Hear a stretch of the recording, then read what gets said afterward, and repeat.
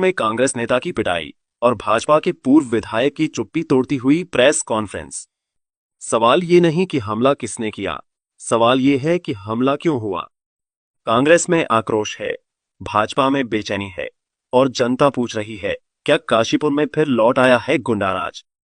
क्या रवि पपने का social media वार उनकी शामत बन गया? और क्यों हरभजन सिंह चीमा के बयान ने हवा में सियासी बारूद घोल दिया है? काशीपुर में देर रात कांग्रेस नेता रवि बल्कि बीजेपी खेमे में भी हड़कंप मचा दिया है। रवि पपने हाल के दिनों में लगातार सोशल मीडिया पर बीजेपी और पत्रकारों पर हमलावर थे। उन्होंने कई तीखी पोस्ट लिखी थीं, जो पार्टी विरोधियों और पत्रकार बिरादरी में चर्चा का विषय बनी हुई थीं। हमले के तुरंत बाद कांग्रेस नेता एडिशनल एसपी ऑफिस पहुंचे और अफसरों से मुलाकात की। कांग्रेस का कहना है कि यह हमला सिर्फ एक व्यक्ति पर नहीं, बल्कि विचारधारा पर हमला है। इस पूरे घटनाक्रम के बाद भाजपा के पूर्व विधायक हरभजन सिंह चीमा ने प्रेस कॉन्फ्रेंस कर इस घटना की निंदा की। उन्होंने कहा, मैंने कभी किसी गुंडे को संरक्षण नहीं दिया, लेकिन काशीपुर की जो स्थिति है वह बेहद शर्मनाक है। अगर वक्त रहते पुलिस ने एक्शन नहीं लिया तो यहां फिर से गुंडाराज पनप सकता है। चीमा ने भले ही किसी का नाम नहीं लिया, लेकिन उनका लहजा इस ओर इशारा कर गया कि राजनीतिक संरक्षण के बिना इस तरह की घटनाएं अंजाम नहीं दी जा सकती। आप सब विदित है कि पिछले दिनों काशीपुर में एक रवि पपने नाम के व्यक्ति के साथ घटना घटी। मेरी जानकारी में जो आया है कि 13 तारीख को शाम को रात के समय वो अपने घर जा रहा था। 4 गुंडास जिन्होंने मुंह बांध रखे थे, जो मुझे पता लगा है, उन्होंने आकर के घर से पहले उसको पकड़ा, मारा, पीटा और बदतमीजी की। उसके बाद वहां पर कोई डॉक्टर आ गया, जिसकी वजह से वो भाग गए। इस घटना को लेकर वो आईटीआई थाना गए और आईटीआई थाने वालों ने कहा कि आप कल 12 बजे आना।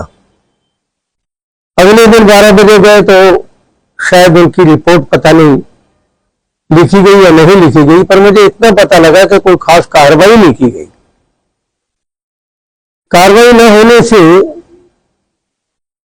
आज की प्रेस में मात्र इस वजह से कर रहा हूं कि अगर इस तरीके से गुंडागर्दी बढ़ती चली गई तो काशीपुर एक बार पुनः गुंडाओं का घर बन जाएगा, अड्डा बन जाएगा। मेरे समय में काशीपुर में जबकि किसी वक्त 2002 में बहुत गुंडाज होते थे, काशीपुर गुंडाज का कार हुआ करता था। मेरे द्वारा क्योंकि किसी भी गुंडे के सिर के ऊपर कभी भी राइसी हाथ नहीं रखा गया, इसलिए ये गुंडाराज खत्म हो गया। मेरा कहना ये नहीं है कि इनके ऊपर किसी का हाथ है या नहीं है, इससे मतलब नहीं, ना पता ही है। लेकिन मेरा कहना यह जरूर है कि इस तरीके से अगर गुंडाज का पुलिस से डर और भय खत्म होता चला गया, उसमें कोई दो राय नहीं कि ये गुंडाइज्म बढ़ेगा। पुलिस को राजनीतिक बिना उसमें गए, राजनीतिक भेदभाव के बिना गुंडाइज्म के खिलाफ डट के कार्रवाई करनी चाहिए और ऐसे गुंडाज को बहुत जल्द पकड़ के जेल की सलाखों के पीछे करना होगा। अगर ऐसा नहीं होगा तो इनको गुंडाज को आपस में मिल बैठते रहते हुए लोग, उनकी गिनती भी बढ़ेगी और काशीपुर जो है डिस्टर्ब हो जाएगा। मेरा यही कहना। क्या मानते हैं लोकतंत्र की हत्या? जिस तरीके से वो लगातार सवाल उठा दिया था, भाजपा भी उन्हें निशाना साधा था, भाजपा के नेता के खिलाफ बोल रहा था, कहीं ना कहीं कांग्रेस के उसके पत्रकारों के खिलाफ भी बोल दिया था। क्या भाजपा नेताओं का भी इसमें हाथ? मुझे इसकी कोई जानकारी नहीं मिली।